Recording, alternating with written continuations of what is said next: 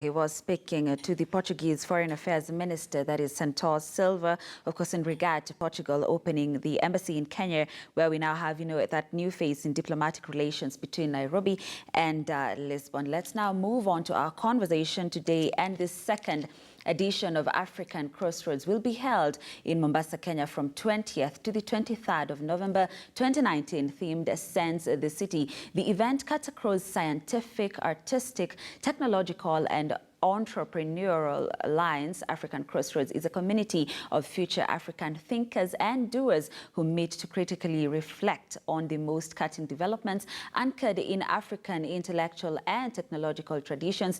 Now, to help us understand more about the event, I have my two guests who are already with me in studio.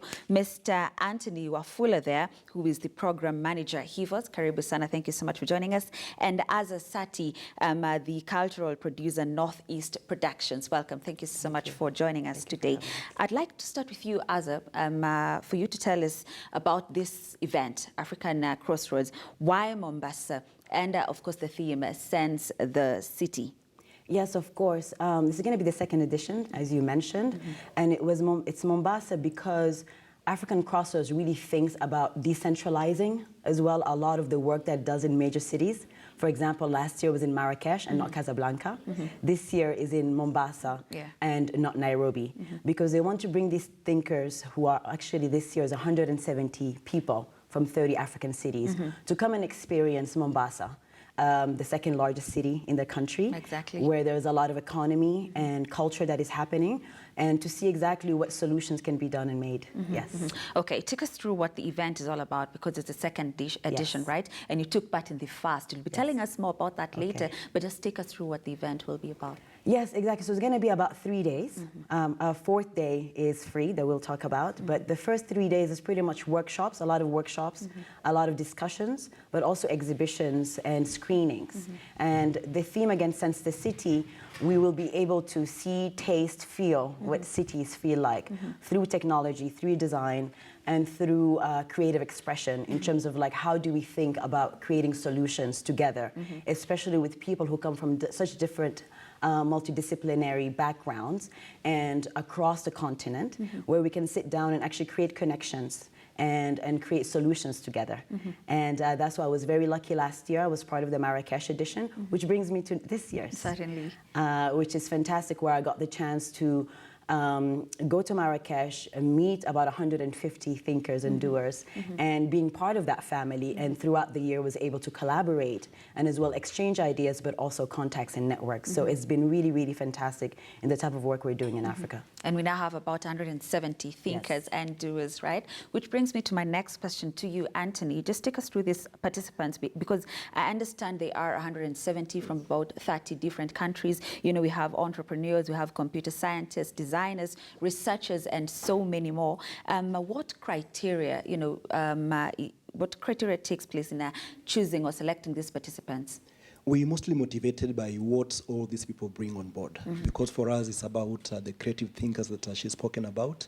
It's about the solution that we are looking for in terms of what can we think about our cities, and mostly what can we do to improve our well-being.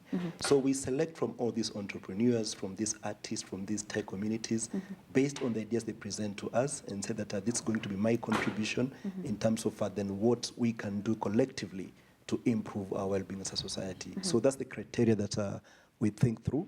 And then we look at what we've been doing before. If you're a creative artist, we look at what productions have you been doing, and can you provide evidence for the same. If you're a policy maker, are you working in this train that we are looking at right now? And then because we think that as a collective, we can all come together, bring our ideas to this melting pot, and then offer solutions that can help move our cities forward. Let's take it home, because this time around, it's in Kenya, and we are in Kenya, Mombasa City. Who could you mention, some of the people that we expect there? Some of the folks that we have from the creative hubs, I mean, there are quite a number that we've already invited. But if you're going to Mombasa, you got to be there at Swahili Hub, or you got some of our partners. We got artists. Actually, I can't give you names right now because you shall be preempting. I understand. The people that you expect to be there. But just know that it's going to be something very exciting. It's just about, as she said, filling our cities. If somebody asks you, what is Nairobi? Okay. how does Nairobi, if it was a human being, how will it be feeling like? Okay, how will it test? Okay, so we need to start thinking because the populations are growing and people are coming to the cities. Look at the latest population census. Nairobi, 4.6 million people. Yeah. I don't know about Mombasa. Then are we planning for these people? And even as we plan, are we thinking about some of these basic things? For instance, in Nairobi, where do things happen? If you landed in Johannesburg, you'll be told, go to Braamfontein, for instance. Creative expression, things happening here. What about Mombasa? What about experiences? So these are the time of things that we need to be thinking about, even as we plan our city, and make sure that all these things are taken into consideration as well. Asa, there are always challenges, in everything. And again, you took part in the first edition. So what are some of those challenges that maybe you pointed out then? And how are you guys ensuring that, you won't experience the same in the second edition in Mombasa? Yeah, I think, first of all, the cold. Marrakesh was very cold. That is number one. But jokes aside, I think as well the diversity, like this year's 30, which I think much more than last year's in terms of African countries that were represented, is each is really pushing the boundaries to have more countries, especially we had a lot of Anglophones and Francophones, having more Lusophone speaking countries. We have a lot of people from North Africa, which was great. So it's pretty much creating a space where more Africans from different parts of the continent can speak to each other and meet, and more representation. Actually, they've been great in representation of men and women. I think African Crossroads is very conscious of that. That has been a great thing that they have been doing. Yes, certainly. Anthony, because I understand that it's going to be closed, to the participants for the first 3 days, right? Then open to the public. Why is that? Well, it's just part of the design because as we sit together, we are thinking about some societal issues that we need to reflect about. And then because these participants are coming from different countries, we thought that it is important for them first to come and reflect on key issues that we need to be thinking about as a people. This could be issues around governance, it could be issues around technology, it could be issues around sustainable world, around food. Now, when you have such discussions at times when you open up, chances are that you're going to lose so many people. But then we know that towards the evening, we're going to be having performances and people can come and join us as we do that. So that's why the 3 days are closed, so that these discussions around policy, around very basic stuff that bring us together can happen. And then the third day we open up so that then we can all experience Mombasa, bring on board the residents who are there, because we say that at times these meetings happen and exclude the local voices. Okay, and for us it's all about that inclusivity. But then we also agree that not probably everybody will be interested in the first 3 days when we all sit and reflect about these big things, these great ideas.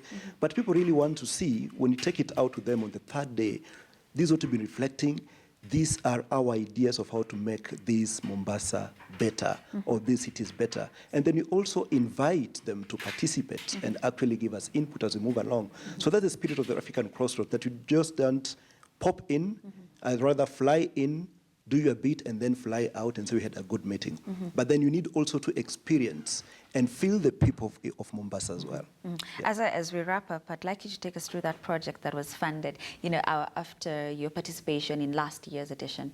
Yes, what is great about African Crossroads is after the meetings and such, they open a grant and for the participants. And I was very delighted to apply with an amazing Nigerian architect by the name of Kunle Adeyemi. His background is in African water cities. And of course, my background as a producer, we said, let's come together and apply. And we won a grant to do a research documentary in Lamu, where we followed 3 characters and looking at water, urban transformation, and African heritage. In Lamu, especially looking at the port that was just being built and is opening, Lamu Port, and looking at exactly how is that changing the demographic and the economy of the place, and who's happy about it and who's not. And so it was really fantastic for both of us to be funded for this project and to go in to explore and also observe what is happening in these African water cities. How was the experience in Lamu? It was fantastic. Great. It was Kunle's first time and it was really great. Okay, let me now get your closing remarks. I'd like to start with you, Anthony, and maybe you could just briefly talk to us about some of the projects by HIVOS, but just briefly, in less than a minute. Okay. Yeah. This is part of our freedom of expression work because we believe in supporting creative spaces and opening up these spaces. As we go to Mombasa, part of our agenda as well is just to find out how are the people of Mombasa expressing themselves and what opportunities do exist. So that's how we look at it from this perspective, that all these folks come together and then we think of how can we expand what we have right now in terms of just allowing people to express themselves freely. Yeah. Your closing remarks, Haza? Yeah, it's been really, really great being part of the African Crossroads family. I think I should just say that everyone in Kenya should go ahead and apply for the next round, for the third one that is coming up next year. And looking forward to having more African Crossroads people join us. And I look forward to seeing a lot of people come to the open day. Certainly. next week. Thank you so much, Azza. Azza Sati there, cultural producer, Northeast Productions, right? And Anthony Wafula, program manager from the HIVOS team. Thank you so much for joining us and, of course, talking to us about the Africa Crossroads 2019. It's set to take place in Mombasa, Kenya, that is, from 20th November to 23rd under the theme Sense This City. So thank you so much. We want to take a break here on Bottom Line Africa, but stay with us. Remember, I told you about that other conversation that we'll be having, Africa Week Review with Onchari Oyeyo, and of course it will have lots of other stories for you. So stay with us. Let's take that break.